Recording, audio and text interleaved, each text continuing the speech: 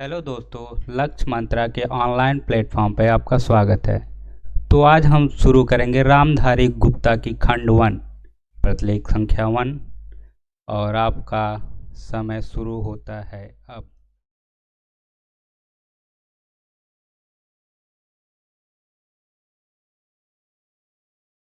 सभापति महोदय, मैं रक्षा मंत्रालय की मांगों का समर्थन करने के लिए खड़ा हुआ हूँ। वर्तमान घटनाओं से पता चलता है कि संसार का हर देश अपनी सुरक्षा के बारे में चिंतित है और उसके लिए हर प्रयत्न कर रहा है। इस दृष्टि से अन्य देशों की तरह हमारे देश में भी रक्षा मंत्रालय का महत्व है। मुझे इस बात की खुशी है कि जहां अन्य मंत्रालयों की उनके पिछले साल के कामों के बारे में काफ़ी आलोचना हुई है, वहां इस मंत्रालय की कम आलोचना हुई है। इससे पता चलता है कि इस मंत्रालय ने पिछले साल अच्छा काम किया है। मोटे तौर पर किसी भी देश की सुरक्षा नीति का लक्ष्य यह होता है कि दूसरे देशों, खासतौर से पड़ोसी देशों के साथ मित्रता के संबंध स्थापित हों और हम एक दूसरे के मामलों में हस्तक्षेप ना करें।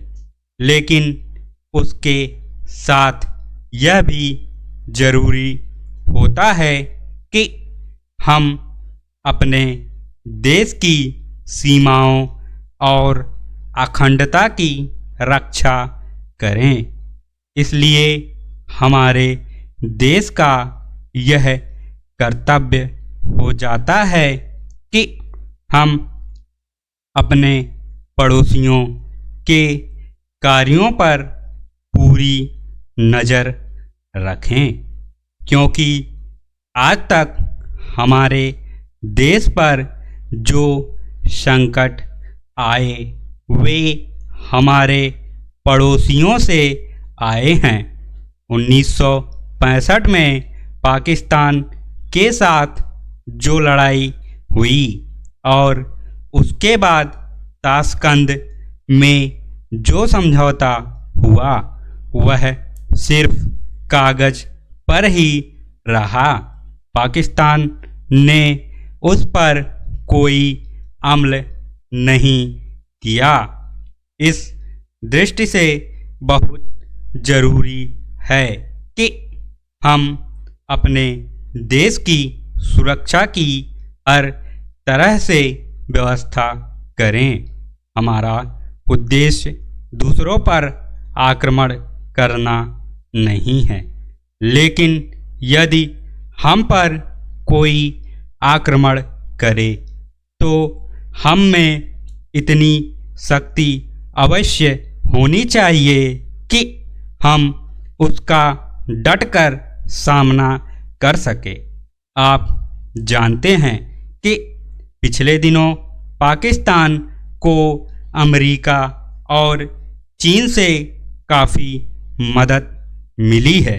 रक्षा मंत्रालय की रिपोर्ट में भी कहा गया है कि पिछले साल अमेरिका ने पाकिस्तान को 1500 करोड़ रुपए की फौजी सहायता दी है।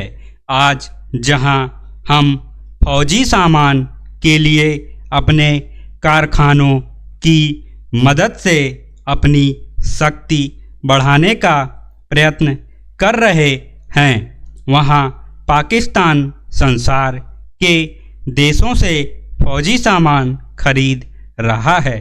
अपनी नीति के कारण वह सब देशों से लाभ उठा रहा है। मेरी सुझाव है कि हमको भी अपनी शक्ति बढ़ाने के लिए संसार के अन्य देशों से अधिक फौजी सामान खरीदना चाहिए। आज तिब्बत की सीमा पर चीन की 1.5 लाख फौजें खड़ी हैं। समाप्त।